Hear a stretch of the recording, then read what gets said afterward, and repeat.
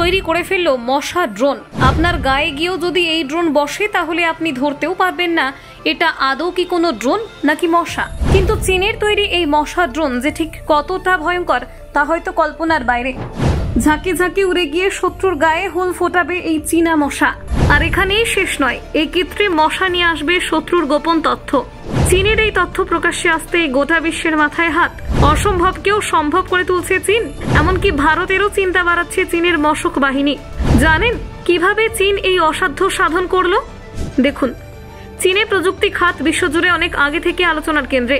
এবার সেই চীন তৈরি করেছে এমন এক ক্ষুদ্র ভয়ঙ্কর ড্রোন যা দেখতে অনেকটা মশার মতো।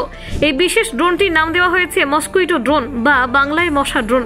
আকারে অত্যন্ত ছোট হলেও এর ক্ষমতা এবং সম্ভাব্য ব্যবহারের ধরন নিয়ে আন্তর্জাতিক মহলে উদ্বেগ তৈরি হয়েছে।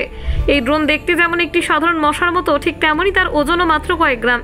এতটাই ছোট এই ড্রোনটি যে সেটিকে সাধারণ চোখে সহজে চেনা যায় না। বিশেষ করে রাতে বা অন্ধকার জায়গায় এটি কার্যত অদৃশ্য হয়ে যেতে পারে। এর ফলে এই ড্রোনকে গুপ্তচর বৃত্তির কাজে ব্যবহার করার ক্ষেত্রে তা হয়ে উঠেছে এক ভয়ঙ্কর অস্ত্র। বিশেষজ্ঞদের মতে মশা ড্রোনের মূল কাজ হলো নজরদারি এবং তথ্য সংগ্রহ। এর মধ্যে রয়েছে উচ্চ ক্ষমতা সম্পন্ন মাইক্রো ক্যামেরা, শব্দ রেকর্ডার এবং মাঝে মাঝে বায়োমেট্রিক সেন্সরও।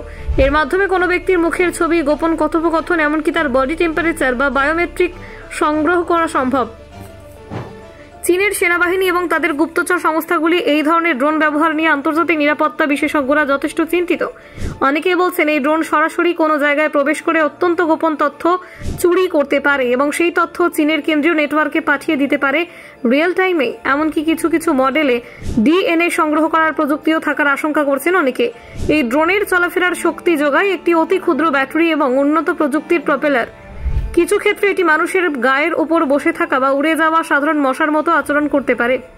ফলে চোখে পড়েও কেউ হয়তো সন্দেহ করবেন না যে এটি আসলে একটি হাইটেক গুপ্তচর ড্রোন।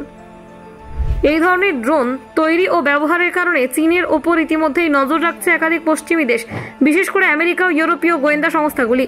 আশঙ্কা করা হচ্ছে এসব ড্রোনের মাধ্যমে তারা সীমান্ত এলাকায় কিংবা বিভিন্ন কূটনৈতিক বৈঠক বা সামরিক ঘাঁটিতে নজরদারি চালাতে পারে। এমনকি এই ড্রোনকে নাশকতা বা প্রাণঘাতী কাজেও ব্যবহার করা যেতে পারে বলে উদ্বেগ প্রকাশ করেছেন অনেকে।